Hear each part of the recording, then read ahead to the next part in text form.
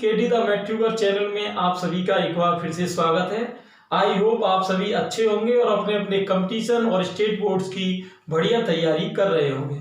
तो यहाँ पर देखिए, अब कई स्टूडेंट्स के कमेंट आ रहे थे कि सर हमारा पढ़ाई में मन नहीं लग रहा, किसी का कि सर आपने टाइम टेबल का एक वीडियो बनाया था लेकिन अब स्कूल खुलने वाले हैं तो अब हमारा टाइम टेबल क्या रहना चाहिए, या अब जो बचे हुए दिन है वो कितने दिन बचे हैं और उनके अकॉर्डिंग अपन क्या प्रिपरेशन अपन कर सकते हैं। तो ये सारे आंसर मैं आज आपको दूंगा। तो जो भी कमेंट बॉक्स में स्टूडेंट्स ने जो जो क्वेश्चन पूछे थे वो सब मैंने इस एक वीडियो में ले लिए हैं। बोर्ड का स्टूडेंट्स हो या कोई कंपटीशन का स्टूडेंट है, सभी इस वीडियो को थोड़ा ध्यान से देखें। अगर आपने अभी तक ये चैनल सब्सक्राइब नहीं किया है तो आप इसे सब्सक्राइब कर लें, नोटिफिकेशन बेल पर प्रेस कर दें जिससे कि फर्दर नोटिफिकेशन आपको टाइम टू टाइम मिलते रहे।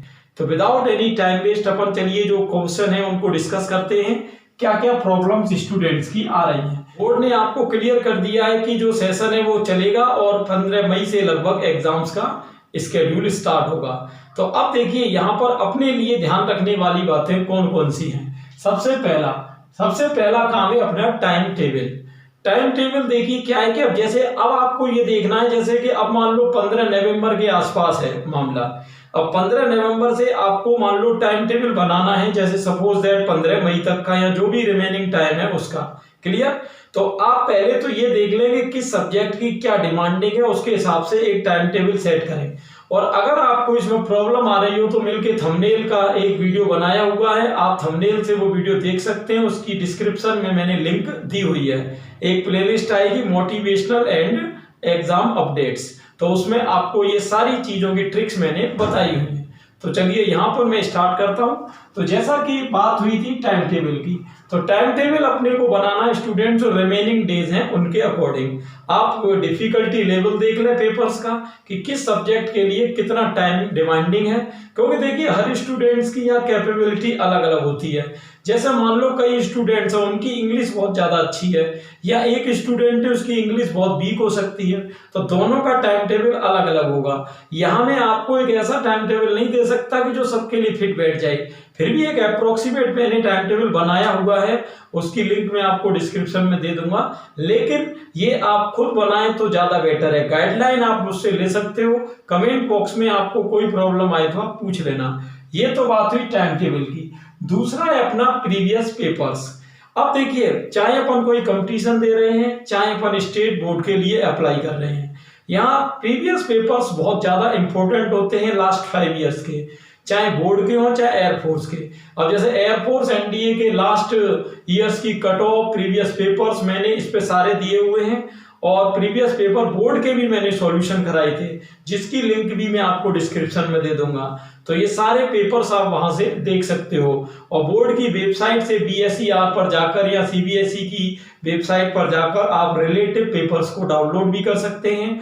यानी हमको 5 ईयर के जो पेपर हैं उनका एक बार ऑब्जर्वेशन कर लेना है, जिससे कि हमको अपनी रणनीति आगे बनाने में सहायता मिले। देखिए स्टूडेंट, चाहे स्टेट बोर्ड हो चाहे आपका कंपटीशन हो, रणनीति जो है एक बहुत ही अहम रोल रखती है। आपको पता है, जैसे आपने बाबर और इब्राहिम लोदी का एग्जाम्पल देखा होगा। बाबर केवल 17,000 सैनिक लेकर आया था इंडिया में, और जबकि यहाँ इब्राहिम लोदी का उस समय शासन था लोदी वंश का, उसके पास 1 लाख सैनिक थे। लेकिन बाबर अपनी स्ट्रेटजी की वजह से 17,000 सैनिकों से भी वो युद्ध जीत गया था। तो यहाँ स्टूडेंट्स हमेशा ध्यान रखना, आप भले मीडियम आईक्यू लेवल के स्टूडेंट्स हैं, लेकिन अगर आपने थोड़ा टाइम टेबल, एग्जाम की क्या डिमांड है उसको समझ लिया और उसके हिसाब से अगर एक परफेक्ट रणनीति बना ली, तो आप जो है टॉपर्स को भी पीछे छोड़ सकते हो और विनर हो सकते हो। ये तो बात हुई मास्टर ट्रिक की। Clear students? तो हमको क्या करना है, प्रीवियस पेपर्स पहले ऑब्जर्व करने हैं, जिससे हमको ये पता चल जाएगा आखिर अपनी रणनीति क्या होनी चाहिए। क्लियर? जो कंपटीशन के स्टूडेंट्स हैं वो कट ऑफ को भी देखें, जैसे कि एयरफोर्स का है, अब आपकी 70 में से 38 कट ऑफ जाती है, वाई ग्रुप है उसमें 50 में से 38 जाती है, या एनडीए है, एनडीए आपकी जो है 900 में से 375 गई थी। तो कहने का मतलब जो भी जिस एग्जाम की कट ऑफ है आप उसके अकॉर्डिंग अपनी बिल्कुल रणनीति बनाओ कि मेरा क्या इसमें बेस्ट है, क्या मैं और बेस्ट कर सकता हूं, ये सारी चीजें। तीसरी यहाँ पर है अपनी टॉपर्स कॉपी। स्टेट बोर्ड के स्टूडेंट्स और सीबीएसई बोर्ड के स्टूडेंट्स, यहाँ पर क्या है कि जो बोर्ड की वेबसाइट होती है वहाँ आपको टॉपर्स की कॉपी दी जाती है। तो अब आपको लिखना किस तरह से है, कई स्टूडेंट्स को मैंने देखा है कि नॉलेज उनको फुल होती है, लेकिन एग्जाम टाइम में पेपर्स में लिखने का तरीका नहीं होने की वजह से नंबर्स उनके कम आते हैं। तो यहाँ अपने को क्या करना है, एक बार जो टॉपर्स की कॉपी हो उनको आप साइट से डाउनलोड कर लो और उसको थोड़ा बारीकी से देखो कि आखिर जिसके मैथ में 100 में से 100 नंबर आए हैं वो कोई रीजन से तो आए होंगे, तो उसने आंसर्स को किस तरह लिखा है। क्लियर। तो यहाँ जो भी सब्जेक्ट हो, जो भी पर्टिकुलर रेशियो हो, तो आप एक बार टॉपर्स की कॉपी देखें, या किसी टॉपर से आपको पर्सनल मीट करने का चांस मिले तो वहां भी वो ट्रिक्स आप उससे पूछ सकते हैं। और अगर इनमें से कोई भी चीज नहीं है तो आपके पास मैं तो हुई हूँ, आप कमेंट बॉक्स में व्हाट्सएप पे मुझसे कोई भी हेल्प मांग सकते हैं। क्लियर। अगर आपके पास कॉपी अवेलेबल ना हो पाए तो मैं आपको व्हाट्सएप पे वो लिंक भेज दूंगा, तो आप वहां से भी वो कॉपी देख सकते हैं। तो ये हुई टॉपर्स कॉपी की बात। एक बात ये रहती है कि मैथ का डिफिकल्टी लेवल हमेशा ज्यादा रहने की वजह से स्टूडेंट्स इससे अवॉइड करने की कोशिश करते हैं। तो मैं आपको बता दूं, मैथ में आप कभी भी पीछे नहीं रहोगे और आपकी स्पीड भी इंक्रीज होगी। आपको यहाँ पर करना स्टूडेंट्स ये है कि मैथ को हमेशा मॉर्निंग में पढ़ना है। क्लियर। जैसे कि मान लो आपका मॉर्निंग स्केड्यूल 5 बजे से स्टार्ट होता है, तो आप 5 बजे उठ जाओ और 5:30 तक मान लो आपने रेगुलर रूटीन निपटा लिया, और 5:30 से 7:30 2 घंटे की आपको अगर मैथ की स्टडी आपने कर ली, पूरे दिन आपको मैथ निकालने की जरूरत नहीं है स्टूडेंट्स। जो 2 आवर्स हैं, स्टार्टिंग के 2 आवर्स हैं, वो आपके लिए सफिशियंट है, चाहे कोई भी कंपटीशन होगा।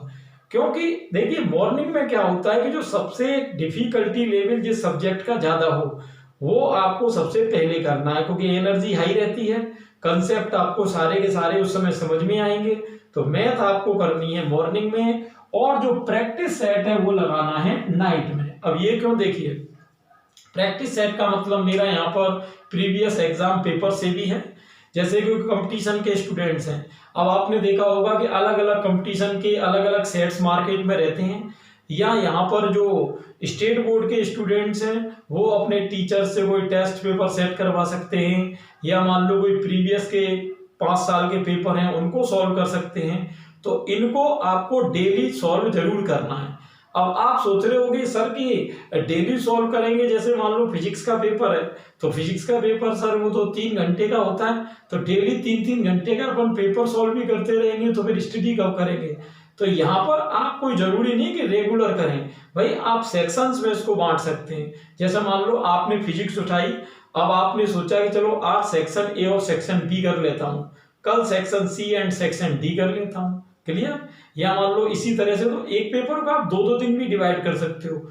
एक्चुअली स्टूडेंट्स पेपर को मैं इतना इंपॉर्टेंस क्यों देता हूँ, क्योंकि पेपर जब आप रेगुलरली करोगे तो आपको ये पता चलेगा कि आप स्टडी में कहाँ गलत कर रहे हो और इसमें क्या सुधार होना चाहिए। यानी एक देखो, हर एग्जाम की एक डिमांड होती है। आप हवा में तीर चलाते रहेंगे तो तुक्का है, लग भी सकता है और नहीं भी लग सकता, और न लगने के चांस ज्यादा हैं। इसलिए हमको स्टूडेंट हवा में तीर नहीं चलाना है, बिल्कुल हमको टारगेट फिक्स रखना है, और फिक्स टारगेट का पता चलेगा आपको पेपर से। जब आप पेपर सॉल्व करोगे तो आपको बिल्कुल 1 to 1 समझ में आ जाएगा आखिर मेरी नेक्स्ट स्ट्रेटजी क्या होनी चाहिए। क्लियर। ये होगा अपना प्रैक्टिस सेट करना है हमको नाइट में। पूरा नहीं हो आप उस पेपर को 3 पार्ट में करो, 2 में करो, करना नाइट में है। इसका एक रीजन मैं और बता देता हूँ, क्योंकि आपको पता है जैसे मॉर्निंग से आपका स्केड्यूल स्टार्ट हुआ, अब इवनिंग तक आते आते क्या हमारी एनर्जी थोड़ी स्लो डाउन होने लगती है। अब स्लो डाउन एनर्जी में क्या होता है कि नया कंसेप्ट पढ़ने में हमको बोरियत आती है, अपन सोचते हैं चलो इसको कल पढ़ लेंगे। लेकिन अगर मान लो पेपर का शेड्यूल हमारा सेट रहेगा पहले से, तो अपन क्या करेंगे, जैसे मान लो अपने को पता है कि सोने से पहले मुझे वही पेपर सेट निकालना ही निकालना है, तो पेपर सेट निकालने में तो कोई नया कंसेप्ट तो आ नहीं रहा, आपकी पढ़ी हुई चीजें हैं। तो जब आप पेपर को हल करोगे तो इंटरेस्ट भी आएगा, क्योंकि आपको लगेगा 75-80% आपकी पढ़ी हुई चीजें रहेंगी। कोई क्वेश्चन मान लो अदरवाइज आ भी जाता है तो वो कोई बात नहीं है, और वो तो आना भी चाहिए भाई। शुरू में आपको जरूरी थोड़ी सारी चीजें आने लगते हैं, शुरू में ऐसे भी होगा कि आप पे 25 या 50% क्वेश्चन नहीं आएंगे, लेकिन जैसे जैसे आप डेली पेपर सेट करोगे तो आप देखोगे ग्राफ जो है ऊपर की ओर बढ़ रहा है, जो कि एक प्रोग्रेसिव अप्रोच की निशानी है। यानी इससे आपको पता चल जाएगा कि जो स्टेट बोर्ड्स हैं या कंपटीशन है उनमें मैं एक सही पाथ पे आगे चल रहा हूँ। नेक्स्ट पॉइंट है स्टूडेंट्स अपना formula and concept short notes. देखिए हर सब्जेक्ट के हमको दो तरीके के नोट्स हमेशा बनाने हैं, एक शॉर्ट नोट एंड कंसेप्ट और दूसरा आपका फुल नोट्स। जैसे मान लो कि एक कोई चैप्टर है, जैसे मैट्रिक्स है मैथ में, अब आपको टीचर ने मैथ की एक्सरसाइज 3.1 से 3.7 तक जो भी है वो करा दी, आपने नोट्स बना लिया। अब आपको करना क्या है, जब चैप्टर फिनिश हो जाए तो तो उसकी मेन जो पॉइंट्स हैं या जो इंपॉर्टेंट क्वेश्चन है उनके सीरियल नंबर जो हैं या कोई क्वेश्चन है वो ज्यादा कोई पूछा गया हो, तो ये सारी चीजें आप एक शॉर्ट नोट में रख सकते हो। अब इसका सबसे बड़ा फायदा क्या है स्टूडेंट्स, किसी दिन जैसे टीचर्स ने आपका टेस्ट लिया या मान लो आप बोर्ड में जा रहे हो, बोर्ड में आपको पता है कि जैसे चैप्टर आपके पास 16 है और दिन आपके पास बीच में है 2, तो फुल नोट्स वहां ज्यादा काम का नहीं है। तो आप क्या करेंगे, बुक और उस शॉर्ट नोट से स्टडी करेंगे तो फॉर्मूले और मेन कंसेप्ट उसमें आ जाएंगे, तो आप क्या 2 या 3 घंटे के अंदर उस पूरी कॉपी को रिवाइज कर सकते हैं। इसलिए हर सब्जेक्ट का एक शॉर्ट नोट जरूर बनाएं। आपको जो भी चीज इंपॉर्टेंट लगती हो अपनी लैंग्वेज में उसे लिखें और अपने ऊपर पूरा विश्वास रखें कि मैंने इसको बिल्कुल सही सिलेक्ट किया है। चलिए स्टूडेंट्स, और नेक्स्ट है अपना no time waste and prove yourself.